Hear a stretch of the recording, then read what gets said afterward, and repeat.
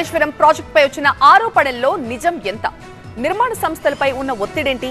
దీనిపై అఫిడవిట్ రూపంలో వివరాలివ్వాలంటోంది జస్టిస్ పినాకి చంద్రఘోష్ విచారణ కమిషన్. తప్పుడు వివరాలిస్తే తెలిసిపోతుందంటున్న కమిషన్ నిజంగా తప్పుడు సమాచారం ఇస్తే తీవ్ర పరిణామాలుంటాయని కూడా హెచ్చరిస్తోంది. కాళేశ్వరం ప్రాజెక్టుపై వచ్చిన ఆరోపణలపై జస్టిస్ పినాక్ చంద్రఘోష్ కమిషన్ విచారణ కొనసాగుతోంది. విచారణలో భాగంగా కమిషన్ ముందు కన్స్ట్రక్షన్ కంపెనీలు ఎల్ఎన్టీ, నవయుగ, ఆఫ్కాన్ హాజరయ్యాయి.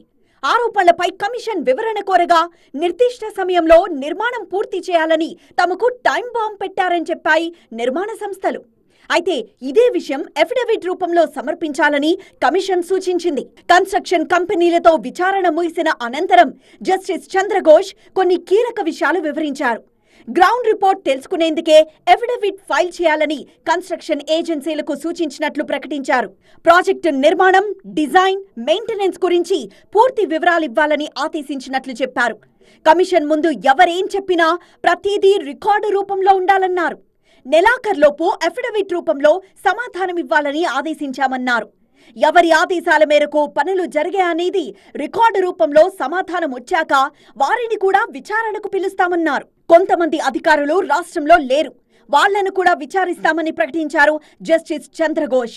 విజిలెన్స్, కాగ్ రిపోర్టుల ఆధారంగా సంబంధిత అధికారుల నుంచి వివరాలు సేకరిస్తామన్నారు.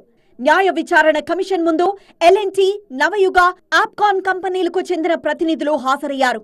ఒక్కో సంస్థ నుంచి 3 ప్రతినిధులు బ్యారేజీలకు సంబంధించిన వివరాలతో కమిషన్ ముందుకొచ్చారు. జస్టిస్ పినాకి చంద్రఘోష్ కమిషన్ ఈ నెల 25 లోపు అఫిడవిట్ సమర్పించాలని విచారణలో పాల్గొన్న అధికారులకు సూచించింది. తప్పుడు సమాచారంతో విచారణను తప్పుదో పట్టించాలని చూస్తే మాత్రం తీవ్ర పరిణామాలుంటాయని అధికారులను హెచ్చరించింది కమిషన్. కాళేశ్వరం ప్రాజెక్టుపై వచ్చిన ఆరోపణలపై జస్టిస్ పినాకి చంద్రఘోష్ ఆధ్వర్యంలో కమిషన్ వేసిన తెలంగాణ రాష్ట్ర ప్రభుత్వం ఈ నెల 30వ తేదీలోపు నివేదిక ఇవ్వాలని సూచించింది.